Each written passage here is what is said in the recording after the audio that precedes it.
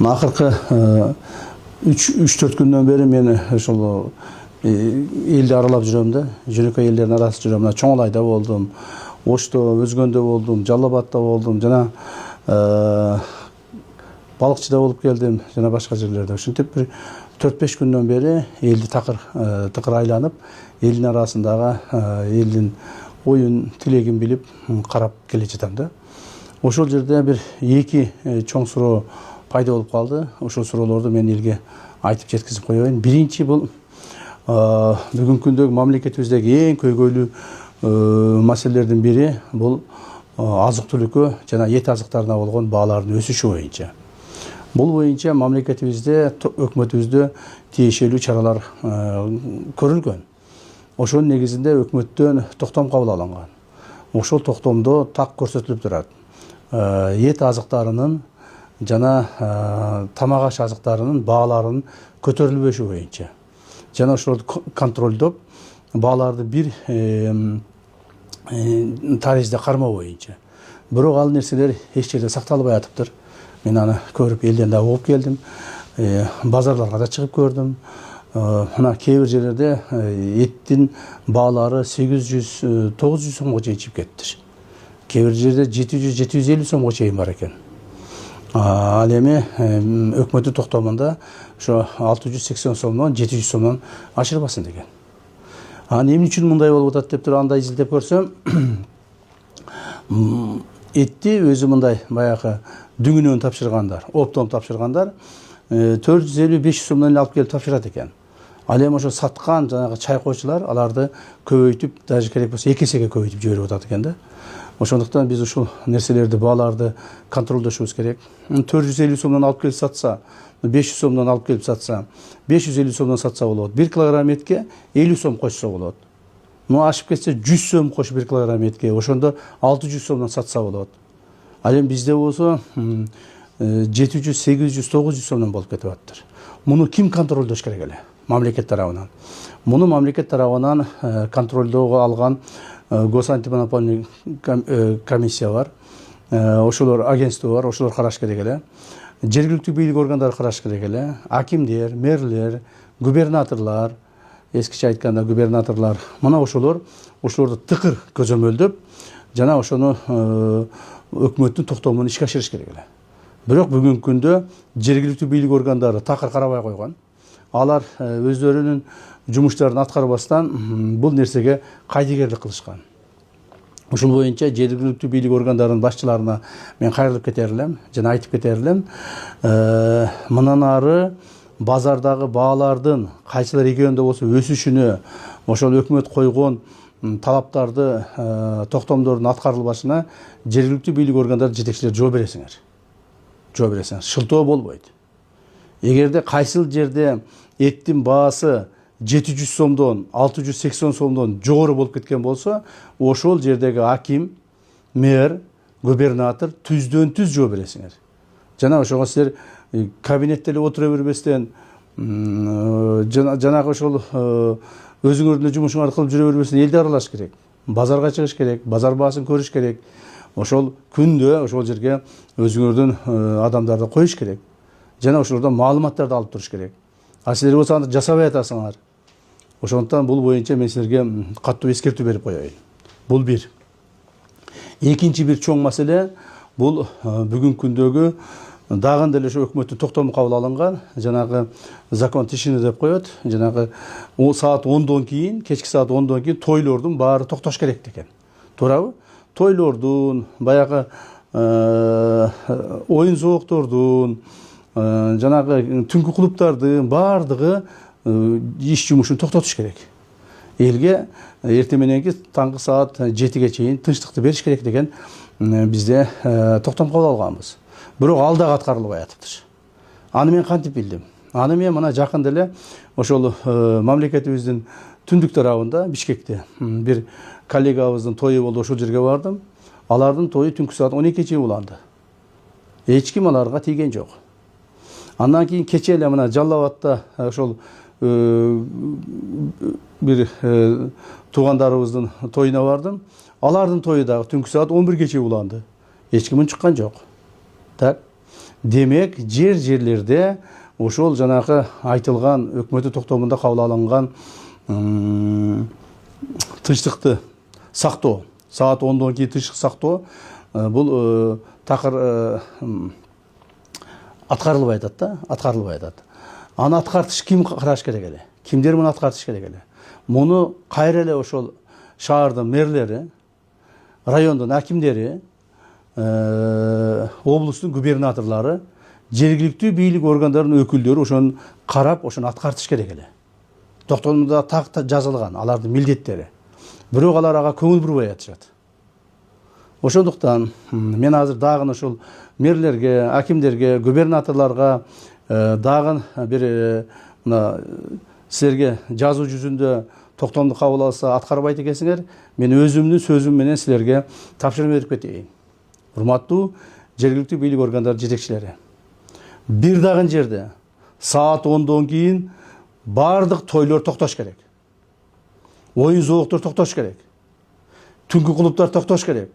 Кафе, ресторандар ишин токтотуш керек түнкү саат 10-дон кийин.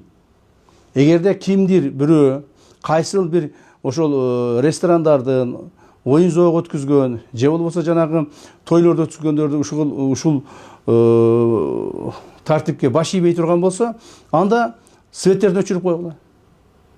Светтерди өчүргүлө. Бул биздин өкмөттүн кабыл алынган токтомунда так жазылган. Аны аткарбай атпайсыңарбы? Ошондуктан бүгүндөн баштап, мына бүгүн 13 ноябрь, бүгүндөн баштап бир дагы жерде Кыргызстандын бардык территориясында саат 10-дон кийин той болбош керек. Тойлорду 10го чейин жасагыла. 10-дон 10 мүнөт өткөндө ресторандардын свети толук өчүш керек.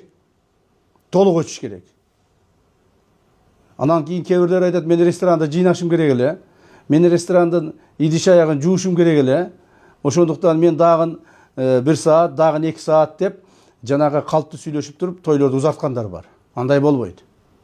10 болду, ресторан свети өчөт. 10го чейин баарын бүтүрүңүздөр. Тоюңуздар да бүтүрүңүздөр, оюн зоокту да бүтүрүңүздөр, жана ошол идиш аягыңарды дагы жууп тазалап бүтүрүп алгыла. Же болбосо эртеси менен келип саат 8-ден 9-дан келип даярдангыла. То есть саат 10-до дагы бир жолу айтайын. Урматтуу мэрлер, акимдер, облустун президенттеги өкүлдөрү, силерге тапшырма. Саат 10-дон баштап 10го чейин той 10-дон кийин, түнкү саат 10-дон кийин бардык тойлор, оюн зоогтор, түнкү клубдар бардыгы светтер өчүрүлүш керек. 100%. Анан мына бул экөөсү өчүп, бирөөсү өчпөй калыптыр. 5өөсүн токтотконбуз, 6-ынчысы иштеп аткан экен, көрбөй калыппыз дебегиле экен. Кайсыл жерде иштеп атканын көрбөй калган мэр болсо, билбей калган аким болсо, же байкабай калган губернатор болсо, алар жоопко тартыласыңар. Мен мындан ары мына бүгүндөн баштап бардык укук коргоо органдарына, коопсуздук органдарына тапшырмаларды берип атамын. Ушул маселелерди тыкыр көзөмөлгө аласыңар. Себеби силерге токтомду кабыл алып бердик, токтомду да аткарбайт экенсиңер. Мына токтомду кабыл алып койду өкмөт. Бирок бардык эле оюн зоогтор 12-1-ге чейин болуп атат. Караган эч ким жок. Эми мындай болбойт. Ошондуктан ушул маселеге өзүңүздөр жакшы көңүл буруңуздар деп айтмакчымын. Андан сырткары мына бизде мен кече эле бир ошол маалымат каражаттардан көрүп калдым. Мектептердеги светтерди кечки саат 6-дан кийин өчүрүп коюп атпсыңар. Бул туура эмес.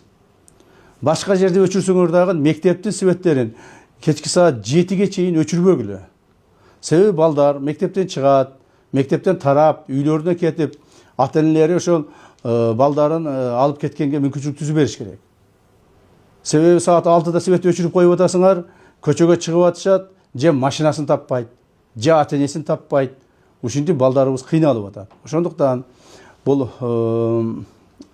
энергетика кызматкерлерине айтайын, мектептердин, именно мектептердин, экинчи сменада окуган мектептердин светтерини кечки саат 7-ге чейин өчүрбөгүлө. Кечки саат 7-ден кийин өчүрсөңөр болот. Андан сырткары ушул энергетика боюнча мына сөз болуп кетти, ушу боюнча мен бир эки ооз айтып коеюн. Биз мына энергетика министри менен ушул маселелерди кабыл алдык жана ушуларды дагы контролдошубуз керек. Кыргыз Республикасынын территориясында март айынын аягына чейин бир дагы майнинг фермалары иштебейт. Эгерде кимдир бирөө майнинг фермасын кошконго аракет кыла турган болсо, каттуу жазага тартыласыңар. Бул бир. Экинчиден, бардык мамлекеттик органдар, министрликтер, ведомстволор, мекеме ишканалар кечки саат 6-дан кийин мекеме ишканалардын толук бойдон электр энергиясын өчүргүлө. Себеби кээ бир министрликке кирсең түнү менен кондиционерлер иштеп турат. Ар бир этажда, ар бир кабинетте эртең менен келгиче жылуу болуп калсын деп кондиционер жандырып коюп кетесиңер. Андай болбойт. Энергетиктер ушуну каттуу көзөмөлгө алалы. Бизде эчикте бир тоңуп кала турган деле бир 20-30 градус суук жок.